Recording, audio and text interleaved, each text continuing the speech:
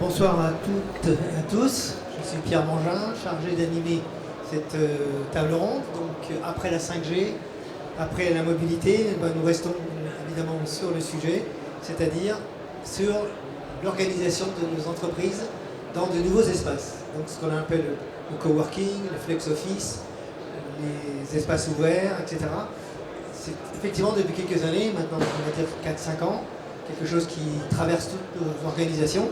C'est le fait qu'avec la pluralité des structures des organisations, le fait que les entreprises sont multiples, qu'elles sont organisées de façon moins centralisée qu'auparavant, on laisse de plus en plus la possibilité à la flexibilité, y compris dans la façon de travailler. Alors on verra qu'il y a 4 chapitres. On va parler d'abord du contexte, j'allais dire un peu sociologique, avec 2 études. Une, alors j'en profite pour présenter M. Klaxon, donc qu'on connaît bien sur le salon Mobility, donc développeur société spécialisée dans les outils de collaboration. Et puis Sennheiser, ils vont se présenter. Donc la marque bien connue des équipements audio et micro particuliers. Voilà. Donc je disais, le contexte d'abord sociologique, les entreprises commencent à évoluer depuis quelques années. Ensuite, nous verrons les notions même de flex office et de coworking. Qu'est-ce que l'on met derrière ces termes-là, les différentes solutions. Les outils qui sont utilisés en fonction de ces espaces. Et puis ensuite, troisième chapitre, je propose qu'on fixe sur les conditions de travail, la qualité de vie. C'est devenu un sujet important. Il y a même une dimension juridique. Et puis, de façon liée, l'impact sur le management, sur les RH, sur même l'apparition de nouvelles fonctions des personnes qui ont la responsabilité de gérer notre bien vivre ensemble dans l'entreprise. Alors tout d'abord, je vais commencer par Mathieu, se présenter. Mathieu Klaxon. Bonjour Pierre. Klaxon. Oui, donc bonjour à toutes et à tous. Je m'appelle Mathieu Poupard, je suis responsable go-to-market chez Klaxon. Un terme anglais qui, chez Klaxon, en tout cas, me positionne comme un point de réseau au sein des équipes, en lien direct avec notre PDG. Je suis là pour amplifier nos efforts commerciaux, nos pistes de croissance. Je vais notamment faire accélérer Klaxon via des partenariats technologiques, via des positionnements auprès d'événements, de partenaires, et ce qui m'amène donc à collaborer avec un certain nombre d'équipes au sein de l'entreprise. Klaxon est une start-up, vous êtes encore une start-up, vous êtes déjà une licorne, vous êtes très connu maintenant. Donc Klaxon lancé en 2015, nous sommes aujourd'hui plus de 230 employés, nous sommes basés à Rennes historiquement, toujours basés à Rennes. Aujourd'hui un bureau également à Paris, Lyon, New York et Boston. Nous travaillons avec plus de 5000 références en France et à l'étranger. Nous avons commencé par travailler d'abord avec les grands comptes du CAC 40. Aujourd'hui, c'est un panel très large d'utilisateurs. Peut-être quelques mots sur Klaxon. Qu'est-ce qui vous caractérise aussi? Quand on dit collaboratif, on fait beaucoup d'outils. Et tout d'un coup, vous arrivez sur le marché et hop, ça marche. Qu'est-ce qui est le petit plus? Donc Klaxon sont des outils de productivité adoptés déjà par des milliers d'équipes, donc je le disais, dans le monde. Ce que les gens viennent chercher chez Klaxon, c'est une manière de faire une réunion efficace. Le constat que l'on a fait et que d'autres le font également, c'est qu'on passe énormément de temps, et ce malgré l'évolution des solutions technologiques, on en parlera, on passe toujours autant de temps en réunion, à peu près 16 années de sa vie sur une fonction de cadre dans une vie professionnelle. C'est un nombre d'heures et d'années assez conséquent. C'est une bonne chose pour nous, ça veut dire qu'on a plaisir à se réunir et qu'on valorise ce moment-là comme étant important dans la vie au travail. Néanmoins, c'est un moment aussi, quand on pose la question aux gens, qui reste un moment d'intense frustration pour certains, en tout cas de frustration pour d'autres. Une réunion qui a tendance à ne pas voir l'ensemble des personnes suffisamment participer et s'exprimer. Une prise de parole qui peut rester monopolisée par certaines et certains, notamment sur des logiques de collaboration à distance, on en parlera tout à l'heure, des moments de réunion et de synchronisation qui ne sont pas assez orientés vers la prise de décision. Aujourd'hui, c'est une réunion sur 4 à peu près qui aboutit à une prise de décision. Et puis des temps de synchronisation qui restent trop longs, en France en tout cas. Ce sont des moments en termes de durée qui varient assez fortement d'une part et d'autre de l'Atlantique. On est moins sur des problématiques problématique de durée aux États-Unis, mais en France, on est sur une réunion qui dure à peu près entre 1h30 et 2 heures sur des publics cadres. C'est trop long, on ne peut pas être concentré pendant 1h30 ou 2 heures. Donc Klaxoon s'est nourri de tous ces constats, de toutes ces tendances pour formaliser une boîte à outils qui va permettre de fluidifier les échanges, de faciliter le partage d'informations, de permettre à chacune et chacun de s'exprimer plus efficacement et finalement d'être sur de l'efficacité sur ces moments de synchronisation où eh bien, on va prendre des décisions plus rapidement et gagner du temps sur ces moments de synchronisation, qu'on soit ensemble dans une salle de réunion, qu'on soit à distance, mais qu'on soit aussi, on en parlera sur ces moments de travail aujourd'hui avec des équipes distribuées, qu'on soit sur des temps de synchronisation finalement séparés, avec des personnes qui accèdent à l'information de l'équipe à des moments et des fuseaux horaires parfois différents. Donc Klaxoon, on y accède depuis n'importe quel écran aujourd'hui, qu'on soit sur un smartphone, une tablette ou un ordinateur. Exactement, un lien web, et donc vous vous connectez à notre suite d'outils et vous allez pouvoir lancer des activités en équipe pour faciliter une remontée d'informations, par exemple du sondage en direct, ou finalement lancer un brainstorming si vous êtes plutôt sur du partage d'informations de manière visuelle et rentrer dans une logique de gestion de projet visuelle également. Voilà pour quelques mots sur nous. Alors vous avez une étude aussi, quand on a préparé la session, vous m'avez dit que vous aviez une étude en cours. Est-ce que vous pouvez nous résumer quelques grands chiffres? On ne va pas tout dire, mais... Oui, deux chiffres. Donc c'est une étude qu'on a menée alors qu'on parcourait les États-Unis de janvier à mars l'an dernier. Les États-Unis sont un marché sur lequel Klaxoon s'est positionné il y a 1 an et demi, mais sur lequel on souhaite fortement accélérer sur les mois à venir. On a donc fait un tour des États-Unis avec un grand camion rose qui permettait une expérience immersive d'une salle de réunion et des outils Klaxoon. Mais en parallèle de ces rencontres qu'on a fait, pendant 3 mois, on a sillonné les États-Unis, on a visité à peu près 16 villes. On a mandaté également un cabinet d'études, pour le nommer, qui s'appelle Propeller Insights, d'aller sonder plus de 2000 salariés aux États-Unis. Dans différentes villes, on était intéressé aussi à voir s'il y avait des différences de culture géographique pour dresser les grandes tendances en termes de collaboration, de réunion, de télétravail. On a recueilli pas mal de matière, en plus des rencontres qu'on a pu faire sur la route. 2 chiffres qui intéresseront celles et ceux aujourd'hui qui s'intéressent au travail à distance, au flex work, au coworking. 21% des répondants sur cette étude déclaraient travailler à distance plus de 60% de leur temps. Donc, aux États-Unis, on est sur une accélération de ce phénomène de télétravail. Et puis un autre élément important pour vous qui est remonté sur cette étude, c'est que sur ces personnes en tout cas qui étaient sur des logiques de télétravail régulières, 63% d'entre elles déclaraient ne pas se sentir aussi bien informées que les collègues qui étaient dans une dynamique de travail au bureau. Donc il y a clairement des pistes d'amélioration, en tout cas les employés le suggèrent. On ne se sent pas aussi partie prenante de l'équipe et de ces dynamiques si on travaille à distance, et pourtant les chiffres montrent, et je pense qu'en France on pourra peut-être citer quelques chiffres, que le télétravail se développe de plus en plus et n'est pas réservé au monde de la start-up aujourd'hui, ni au cabinet de conseil. Donc un outil important, un levier important pour faciliter la forme de réintégration de personnes qui travaillent à distance. Voilà, alors modestement à notre niveau, mais je pense que c'est une réflexion plus globale qu'il faut avoir aujourd'hui que de se dire c'est un fait, on va travailler de plus en plus de manière distribuée, dispersée, à distance. Ça va revêtir des notions différentes, mais aux outils digitaux comme nous et les autres, en tout cas, d'aller plus loin aujourd'hui dans la facilitation de ce travail en équipe.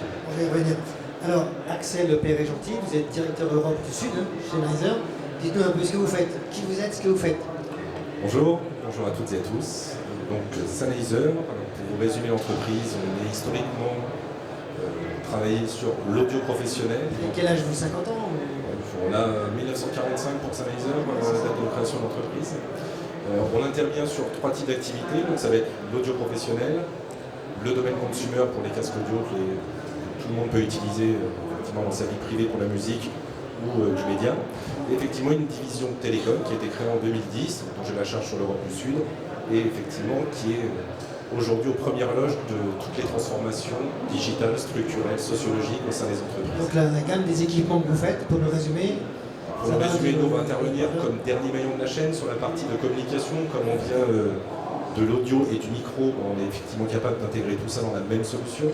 Et aujourd'hui, le besoin des devices qui vont coller aux besoins des utilisateurs, on parle plus de produits aujourd'hui, mais plutôt de typologie d'usage et de profil d'utilisateur, nous permettent d'offrir un panel complet permettant de couvrir les besoins existants de l'entreprise, mais aussi une capacité d'évolution pour le futur, parce que c'est le thème aujourd'hui, les nouveaux espaces de travail, l'évolution des entreprises. Nous aussi, on a réalisé une étude globale, parce qu'on va se fier... Une étude, dites-nous, oui. Qu'est-ce qui se dégage de votre étude sur le travail? Notre étude elle a été faite sur 5 pays majeurs à travers le monde, près de 5000 salariés. L'objectif, c'était d'être en amont de la transition de certaines entreprises dans les pays qui étaient très en avant par rapport à de nouvelles façons de travailler et à découler effectivement... Pays nordiques. Alors, pays nordiques, USA, parce que nous, on voit aujourd'hui 3 transitions majeures dans le monde de l'entreprise. Il y a une transition digitale avec des nouveaux outils de collaboration. On a connu tous la téléphonie fixe qui est désormais supplantée par la téléphonie softphone, l'arrivée des solutions de collaboration et de communication unifiée qu'on appelle UC dans notre jargon en télécom. Aussi une transition structurelle, les environnements de travail changent, on est passé de bureaux individuels il y a encore une quinzaine, vingtaine d'années à de l'open space qui s'est généralisé dans énormément d'entreprises. De l'open space a découlé le home office pour certaines entreprises qui avaient permis ça à leurs salariés, puis le flex office. Et les espaces de coworking sont arrivés plus récemment. Donc nous, humblement, on vient, comme je disais, couvrir ce besoin de communiquer, peu importe l'environnement de travail dans lequel on se trouve, de prendre aussi en considération les contraintes, parce que toutes ces évolutions entraînent aussi des contraintes. L'objectif, c'est effectivement, techniquement, technologiquement, trouver des solutions pour améliorer le confort des salariés, quel que soit leur environnement. Donc vous êtes fournisseur de fameux audio kits, toujours les casques, les micros. Casques et solutions d'audioconférence, oui, parce que là on parlait de la multiplicité aujourd'hui du besoin de collaboration et de réunion à distance. Ça, c'est un marché qui a explosé. Juste pour donner un chiffre, c'est que les États-Unis sont précurseurs. Sur toutes les sociétés du Nasdaq ont basculé sur de la sophonie. Donc toutes ces sociétés ont déjà fait une transition digitale. Sur la France, on est encore un peu en retrait par rapport au taux d'adoption qu'il y a à travers le monde. Les pays nordiques, vous en parliez, sont effectivement très en avant. Mais l'objectif, c'est effectivement de voir tout ça comme une transformation globale des entreprises. Ce n'est pas uniquement que la technologie ou que la structure, il y a aussi toute la dimension RH à prendre en compte aussi dans le cadre de ces transitions. Et nous, évidemment, on essaie d'intervenir en proactivité parce qu'on vient quand même des télécoms purs. On est aussi aujourd'hui un pied et un bon pied dans l'informatique. Et nous, avec l'expérience qu'on a de toutes les entreprises qu'on a pu équiper depuis une dizaine d'années, nous permettent aujourd'hui d'être aussi en préconisation de solutions ou effectivement de ne pas sous-estimer quand on fait une transition si lourde dans certains groupes. On pourra donner quelques exemples. Qu'est-ce qui s'est amélioré par exemple dans la visioconférence? Qu'est-ce qu'il y a les plus que vous avez? Alors, les plus aujourd'hui, c'est avant. La visioconférence existait déjà depuis longtemps. Elle était réservée souvent à une grande salle de réunion pour le comité de direction. Mais aujourd'hui, maintenant, elle se démocratise totalement. Pour une réunion individuelle, on peut utiliser la webcam de son PC jusqu'à des solutions, on va dire, un peu plus technologiques ou le smartphone. Nous, notre objectif, c'est de fournir des devices, quel que soit le support, qui pourront toujours retranscrire fiablement le son en entrée et en sortie, parce que c'est ce qui peut perturber effectivement une réunion. Priorité au son. Oui, on peut avoir une superbe infrastructure et milliers de serveurs derrière qui vous assurent une bande passante parfaite pour la visio. Si le dernier device qui va donc transmettre la voix et la réceptionner n'est pas de bonne facture, ça peut jeter l'opprobre sur la complète solution de l'entreprise. Effectivement, quand on veut faire une réunion, il ne faut pas qu'elle dure très longtemps. On parlait de la capacité d'attention des personnes qui y participent. Évidemment, si le device n'est pas bien calibré, évidemment, vous allez passer de très mauvais moments en salle de réunion. Donc notre rôle, c'est effectivement de couvrir tous ces besoins, toutes ces problématiques et de travailler en amont avec les donneurs d'ordre et les chefs de projet. Alors, le point suivant, c'est effectivement qu'est-ce que l'on entend par le flex, la flexibilité, le flex office, les bureaux open, ça aussi. Mais il y a aussi le fait qu'aujourd'hui, on voit des entreprises qui acceptent, qui poussent même, parce que les salariés, en étant en déplacement, aillent travailler ou aillent louer des espaces de travail chez des entreprises spécialisées, j'allais dire, citer pas des marques, mais peut-être Régus ou d'autres, sauf Radom à Paris, que je connais par exemple. Qu'est-ce qui se passe sur ce marché, Mathieu? Comment vous analysez ça, vous? Alors, on parlait tout à l'heure avec Axel de tendance à l'étranger.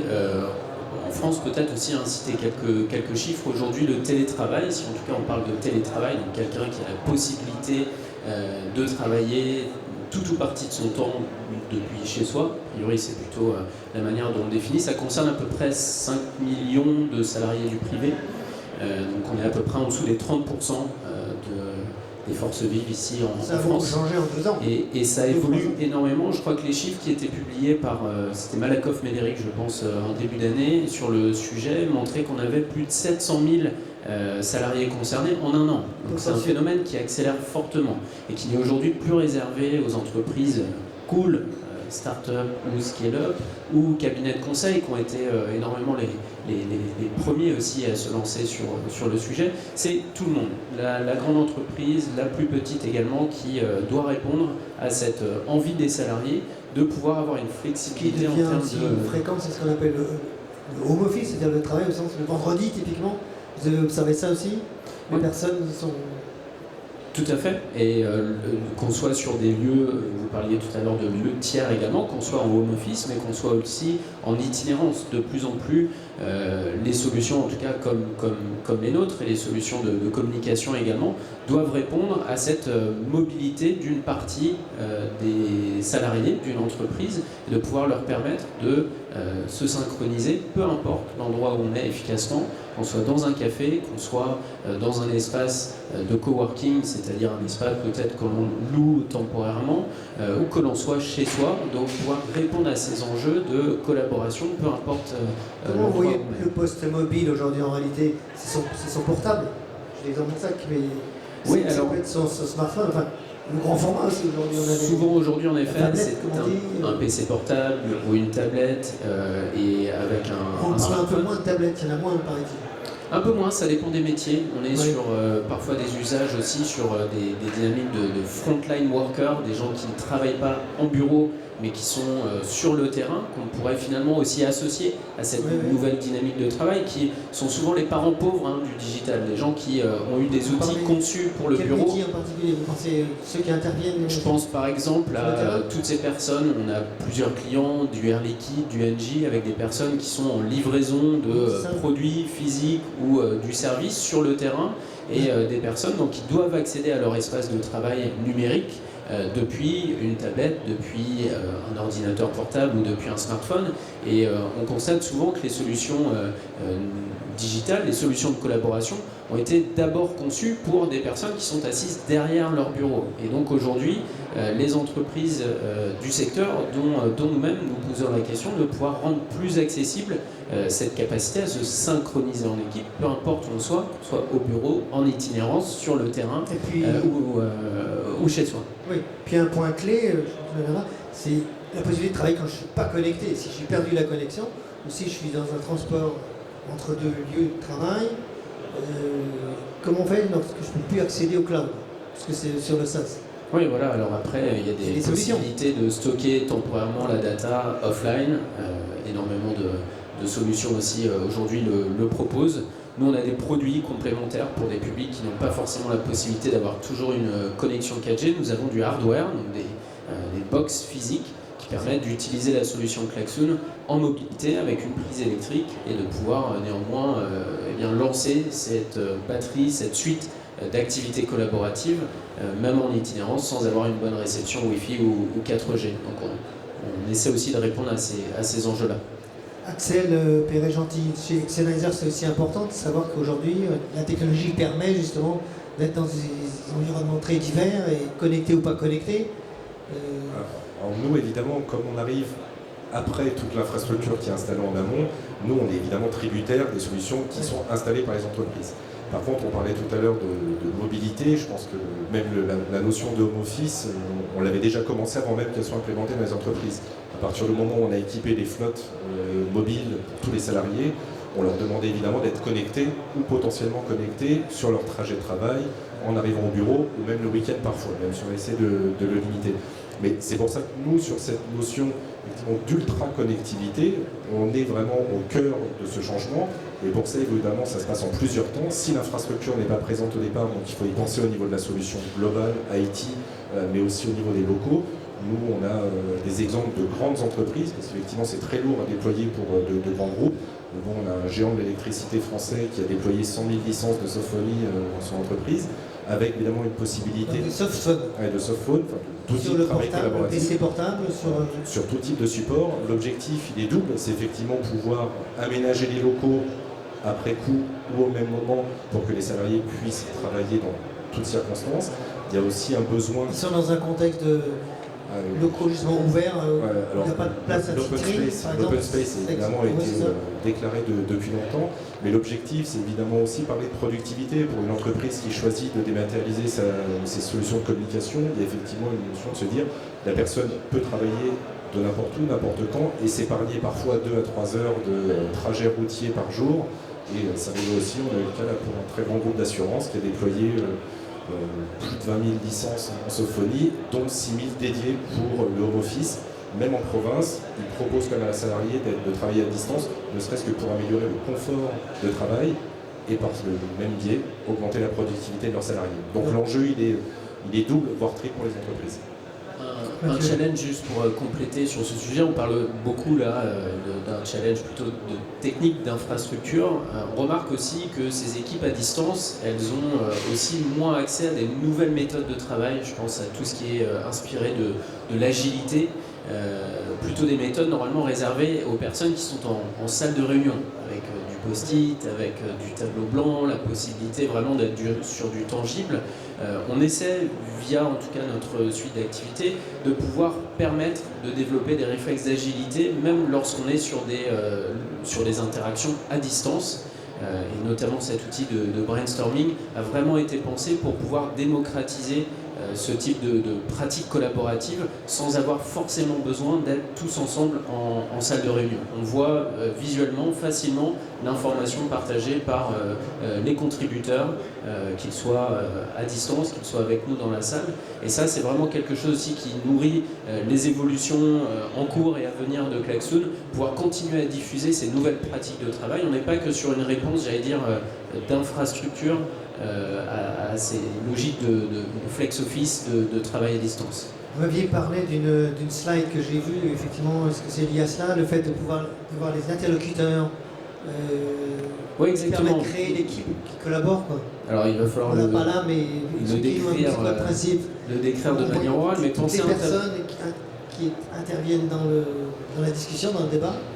Exactement, c'est un exercice qu'on anime nous en interne, une équipe de marketing qui est sur site à Rennes, mais également avec des personnes à distance. Il y a une réunion hebdomadaire du vendredi avec ce tableau blanc sur lequel on a quelques consignes très simples. On vient poser sous la forme d'idées avec des codes couleurs. L'idée peut être exprimée sous la forme de texte, d'images, de liens également vers d'autres médias.